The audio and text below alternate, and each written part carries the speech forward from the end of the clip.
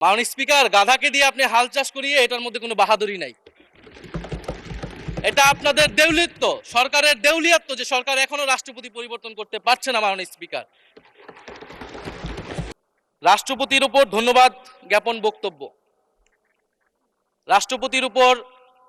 রাষ্ট্রপতির বক্তব্য আমি শুনিও নাই, পড়িও নাই, এবং সেই বক্তব্য দেওয়ার সুযোগ করে দেওয়াকে আমরা প্রত্যাখ্যান জানিয়েছিলাম।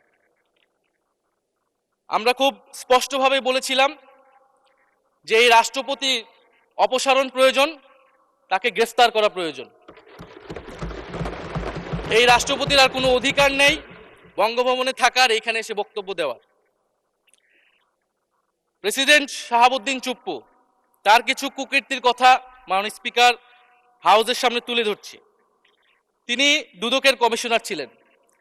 তাকে দুদকের কমিশনারের করা হয়েছিল 3টি অ্যাসাইনমেন্ট দিয়ে। 1 নম্বর হচ্ছে খালেদা জিয়া এবং তারেক রহমানের বিরুদ্ধে দুর্নীতির অভিযোগের শাস্তি নিশ্চিত করা। 2 নম্বর পদ্মা সেতুর দুর্নীতির অভিযোগ থেকে আওয়ামী লীগকে ক্লিন শিট দেওয়া। 3 নম্বর ফখরুদ্দিন মঈনুদ্দিন সরকারের সময় শেখ হাসিনা সহ আওয়ামী লীগ নেতাদের বিরুদ্ধে হওয়া দুর্নীতির মামলাগুলোকে বাতিল করে দেওয়া। এমন একজন ব্যক্তিকে বিএনপি সরকার রাষ্ট্রপতি হিসেবে এখনো মেনে নিচ্ছে। মাননীয় স্পিকার, আরেকটি ঘটনা বলি। 2009 সালে শেখ হাসিনার ক্যাঙ্গারু আদালতের নির্দেশে এই শাহাবুদ্দিন চুপ্পুর নেতৃত্বে 3 সদস্যের judicial inquiry commission on minority torture in 2001 করেছিল শেখ হাসিনার ক্যাঙ্গারু কোর্ট। এই প্রতিবেদন অনুসারে বিএনপির 26,000 বিএনপির নেতাকর্মীকে 2001 সালে ক্ষমতায় এসে কয়েক হাজার হিন্দুকে তারা হত্যা করেছে, এজন্য দায়ী করা হয়েছিল। মাননীয় স্পিকার, এবং আওয়ামী লীগ এই রিপোর্ট দেশে বিদেশে এই রিপোর্ট ফেরি করে তারা নিজেদের এখানে ক্ষমতায় থাকাটাকে পাকাপোক্ত করেছিল। মাননীয় স্পিকার, এই রাষ্ট্রপতি চুপ্পু এস আলমের হাতে ইসলামী ব্যাংকে তুলে দেওয়ার কারিগর, 2 কোটি আমানতকারীকে পথে বসিয়েছিল। এবং জুলাই গণহত্যার সময় তার ভূমিকা, ফ্যাসিবাদের সাথে তার সংশ্লিষ্টতা সবকিছু আমরা জানি। আমাদের দুর্ভাগ্য, এই দুর্নীতিবাজ, অপদার্থ, মিথ্যুক, গণহত্যার দোসর এখনো বাংলাদেশের রাষ্ট্রপতি। একটা আলোচনা কয়েকবার এসেছে যে রাষ্ট্রপতির অধীনে কেন শপথ নিয়েছি আমরা বলতে এখানে ব্যক্তিগতভাবে আমার কথাই বলেছে, কারণ আমি এখানে শপথ নিয়েছিলাম। তো মাননীয় স্পিকার, সেই সময় প্রেক্ষাপট আর এখনকার প্রেক্ষাপট কি এক?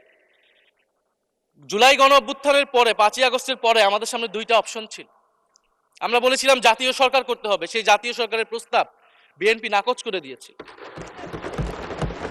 আমাদের সামনে আরেকটা অপশন ছিল ক্ষমতা আর্মির হাতে তুলে দেওয়া।